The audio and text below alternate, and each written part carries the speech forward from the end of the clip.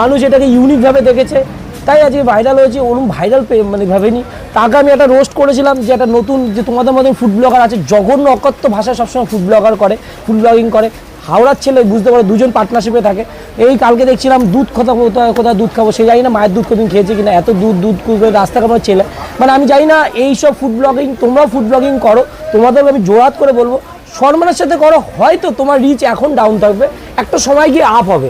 আমি অ্যাসিওর করতে পারি শর্ট টাইমের খেলা বেশি দিন চলে না। কারণ দেখো, আমি যদি সেরকম মানসিকতা থাকতো তাহলে আমি বিরিয়ানি নিয়ে নামতে পারতাম, পোলাও নিয়ে নামতে পারতাম। আমি কিন্তু, আমার দোকান ছিল না, কিচ্ছু ছিল না, আমি নেমে গেছিলাম পথে, রাস্তার জঙ্গলে। তুমি দেখবে পুরোনো ভিডিও, আমি জঙ্গলে জঙ্গলে ঘুরতাম।